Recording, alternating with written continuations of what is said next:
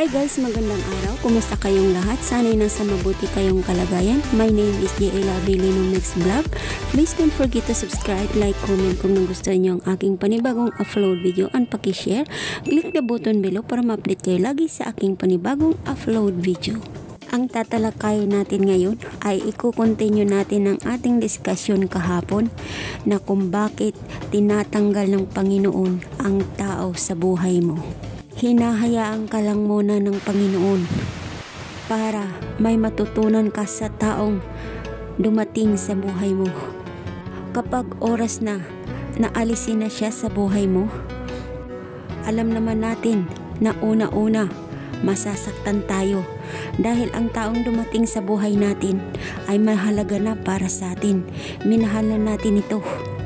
Pero alam mo, kahit masakit man ang lahat, na iiwan tayo ng mahal natin o pinili nating tao sa ating buhay, pero hayaan na lang natin siyang lumayo, hayaan na lang natin siyang naglaho, hayaan na lang natin siyang umalis sa buhay natin dahil alam natin na ang Panginoon ang gumawa ng paraan kung bakit umalis siya sa buhay natin. Dahil inalis siya ng Panginoon sa buhay natin, dahil ang Panginoon ay may plano pa, mas higit pa sa mayroon ka ngayon. Magtiwala ka lang sa ating Panginoon. Huwag na huwag kang sobrang umasa sa isang tao. Huwag mong igugol ang lahat ng oras mo sa isang taong nasa iyo, na ang isang taong nasa tabi mo, na ubos-ubos na talaga ang oras mo para sa kanya. Buong buhay mo, pinukos mo na sa kanya. Huwag mong ipaikot ang buong buhay mo sa taong yan, sa taong mahal mo. Dapat unahin natin ang Panginoon dahil siya ang pinakauna na sandala natin sa ating buhay. Pangalawa lang ang ating mga mahal sa buhay. Dahil yan ang gusto ng Panginoon. Siya muna bago ang iba. You know what? God is a jealous God. Kung pinapriority mo yung iba, may mali na dun. Kaya ibinabalik ka kung nasaan ka nararapat.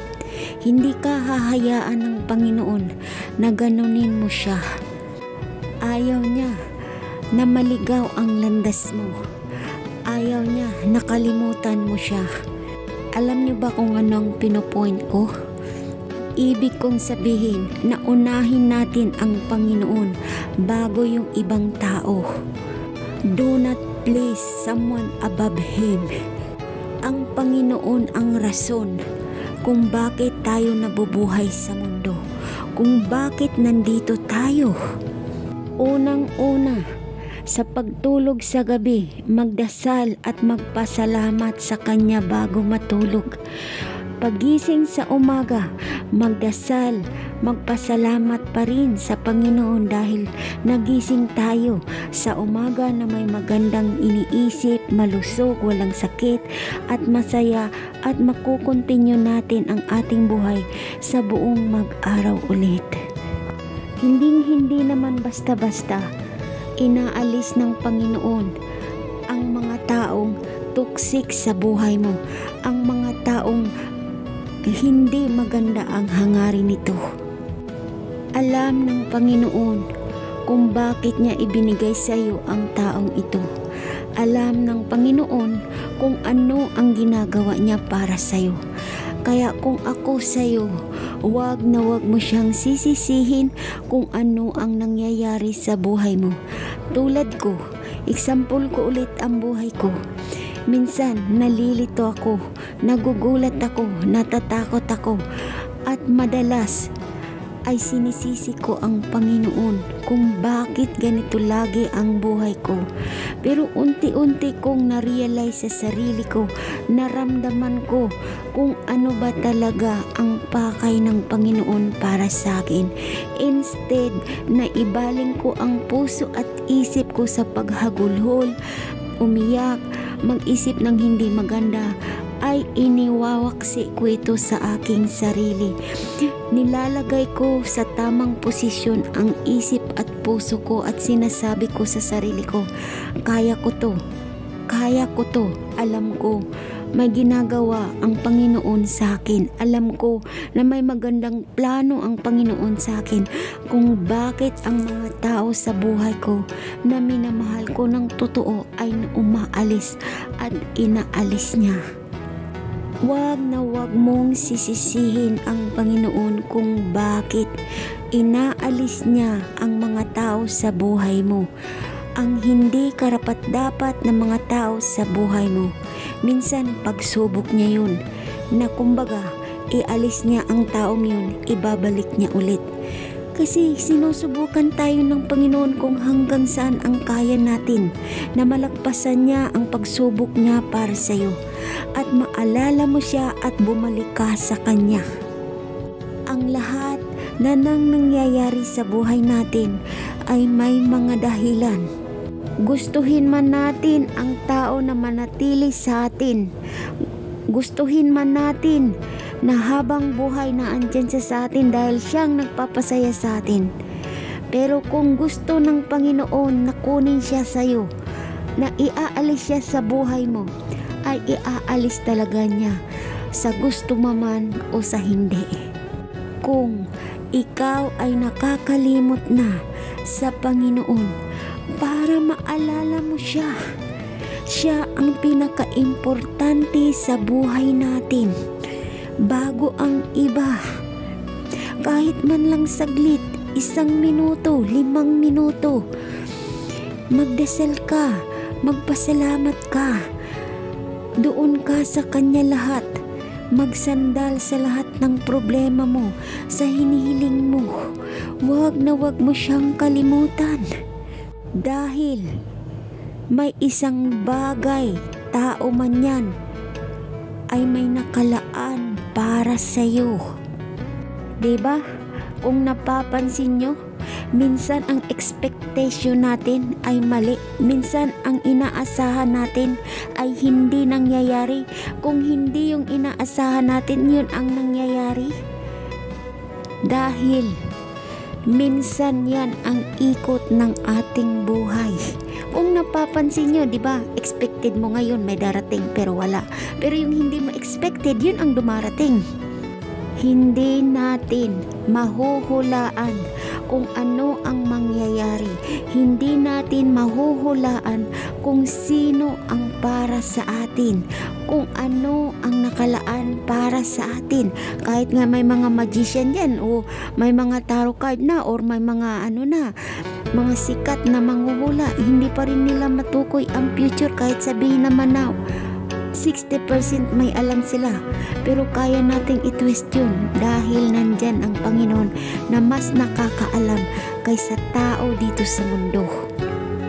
Kaya kung tinanggal man ng Panginoon ang isang tao sa buhay mo, ay may nakalaan para sa iyo na nababagay sa buhay mo. Diba? Nakakataba ng puso kapag ang Panginoon na ang gumawa ng paraan na may isa siyang taong ipapadala na siya na mismo ang magbigay para sa iyo. Kung napapansin nyo, may umaalis, di ba? Pero may dumarating. Siguro maiisip mo o matatanong mo sa sarili mo na, paano ko naman malalaman kung siya na ba ang dawan ko? Paano ko ba malalaman kung magiging masaya ba ako dito? Kasi bago na namang pagmamahal to, bago na namang iiyakan to. Di ba naiisip mo yan? Baka mamaya masasaktan lang ako dito. Yan tayong mga tao. Napaka-advantage ang isip natin sa tuwing may dumarating. Bakit tayo nating subukan? Kaso minsan, di ba, nakakadala talaga ang pagmamahal. Kapag na-disappoint ka na ng paulit-ulit, parang natatakot ka ng sumubok ulit. Kung mapapansin mo, maghanap ka ng mga sign sa taong yun na dumating sa buhay mo. Kung nagsasalita siya about sa Panginoon at may takot sa Panginoon, ay mismo ang sign na yan ay ang tao ay karapat-dapat sa iyo. Ang pinupuin ko, yung taong dumating na bago sa buhay mo, hanapin mo ang sign sa kanya Na natatakot ba siya sa Panginoon? May respeto ba siya sa sarili niya?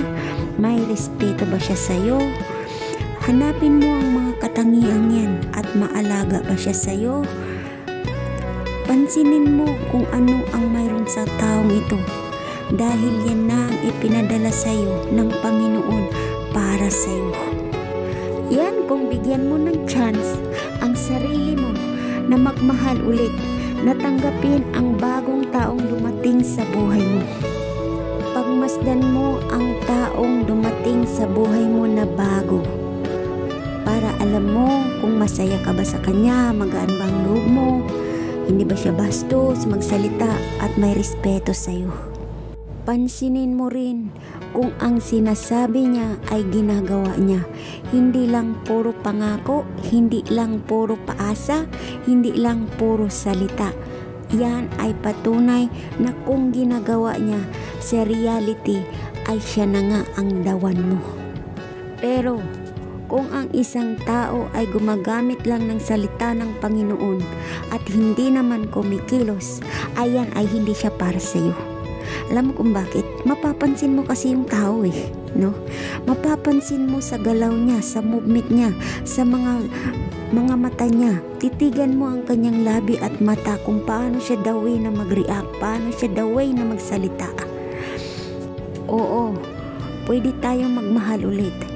Pwede natin bigyan ng chance ang sarili natin. Pero alam kong matatanong mo, paano kung masasaktan ako? Pero ang purpose ko, ang main point ko, bakit ayaw mong subukan ulit at humingi ka ng sign sa Panginoon na kung ang taong ito ay kung para na sa akin, bigyan mo ako ng mga sign, tulungan mo ako, Panginoon. Tama ba ang ginagawa ko? Tama ba ang tanggapin ko ang taong ito? Tama ba na magsisimula ako ulit sa buhay ko para na maging masaya ako?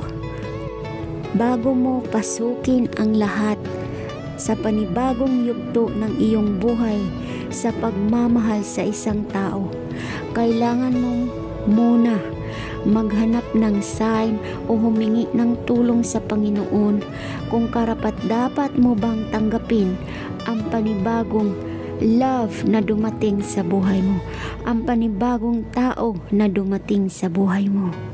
Pag nilay-nilayan mo ang lahat at maisip mo doon kung bakit winala ng Panginoon ang taong pinakamamahal mo, dahil may purpose siya at may magandang plano siya para sa iyo. Minsan ang plano niya, magtagumpay ka sa buhay mo, yumaman ka, mag-improve ang sarili mo, bumalik sa Panginoon. Diba, napapansin natin halos sa nabobroken hearted, halos sa nabobroken na tao, di ba pumabalik sa Panginoon? Naalala na siya lagi. Kasi wala na siyang sandalan, kundi ang Panginoon lang. Kaya wag natin kalimutan ang Panginoon. Araw-araw, minuto sa buhay natin, lagi tayong maghingi ng guidance, magdasal at magtiwala sa Kanya.